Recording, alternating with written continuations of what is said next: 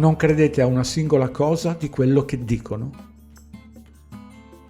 Il mio saluto come sempre e il mio sincero benvenuto per chi approda per la prima volta su Canal 104+. Invito per chi ancora non avesse avuto la possibilità di farlo, di prendere visione della grandissima playlist Storia perduta della Terra piana. Quando venite a commentare senza aver preso coscienza del grandissimo inganno del globo, senza mai aver visto i meravigliosi e minuziosi video che contiene la playlist, sarebbe come commentare il mare senza mai averlo visto, senza mai essersi immersi. Nel 7° episodio, ad 1 ora 37 minuti e 8 secondi, si legge la frase: non credete a una singola cosa di quello che dicono. Perché? Perché tutto quello che commentiamo, che impariamo, che crediamo è stato formato da pensieri e da credo di altri, compresi i genitori che hanno subito la stessa ironica sorte di credere ad altri uomini.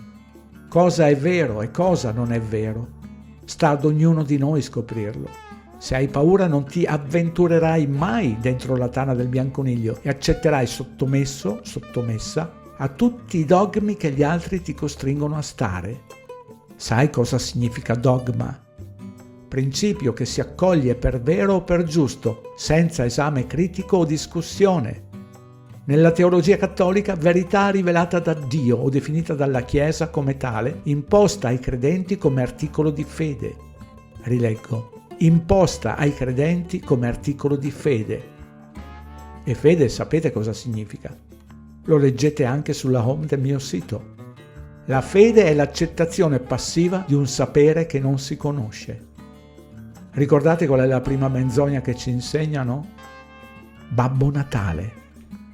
Perché continuano con questa farsa che ci darà la prima delusione una volta che ci dicono che non esiste? Perché deriva dal Natale, una ricorrenza pagana. Scopritela attraverso il prezioso indice alfabetico sotto la voce Natale Origine. Non credete a una singola cosa di quello che dicono. Le religioni sono state fatte apposta per dividere i popoli. Hanno fatto e fanno le guerre nel credo che esista qualcuno in grado di salvarci. Troppe volte ho esposto che la Bibbia è uno strumento malvagio dove ogni religione la affila a proprio piacimento. La Bibbia la usano gli ebrei, i cristiani, gli islamici, i Bahai, i testimoni di Geova, eppure sono tutti gli uni contro gli altri. I resti della Bibbia sono i rotoli del Mar Morto, che non sono altro che un falso storico clamoroso, ma nessuno dei credenti della Bibbia lo accetta. Non credete a una singola cosa di quello che dicono. Vi hanno fatto credere che l'uomo è andato sulla Luna. Il titolo è corretto. L'uomo è andato sulla Luna, ma lassù l'uomo è arrivato solo con l'immaginazione. 45 anni e nessuno è mai tornato. Hanno perso la tecnologia, però continuano a trasmettere live come 40 anni fa per mantenere la farsa. Per documentarvi avete una copiosa playlist dal titolo Astronauti ma attori, se volete. Non credete a una singola cosa di quello che dicono. Sui libri di storia si studiano ancora la guerra ispano-americana, la guerra del Vietnam, la guerra del Golfo, eccetera. Ma da un'analisi si scopre che sono state tutte programmate con falsi pretesti. Li trovate sul video Perché non accetto i governi. Non credete a una singola cosa di quello che dicono. Space Cadets, la bufala più costosa della storia della televisione. Nel 2005 i russi hanno girato la serie televisiva Space Cadets, dove è stato detto ai 12 partecipanti che sarebbero stati addestrati come cosmonauti in una base militare russa prima di intraprendere un viaggio di 5 giorni nell'orbita terrestre bassa.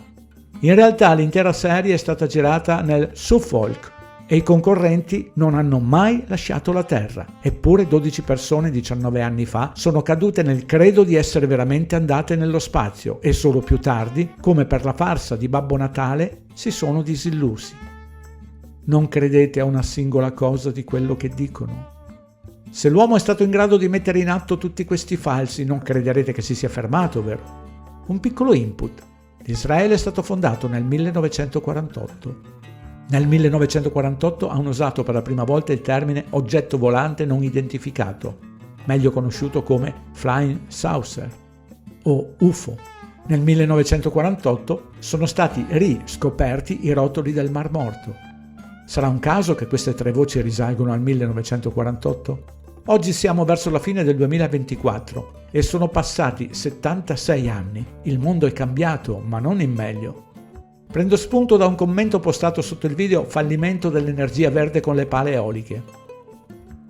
Mi viene in mente il parallelo con la rivoluzione di Internet, che doveva rendere la conoscenza più diffusa, libera e democratica, ampliando la libertà di espressione e l'innovazione condivisa.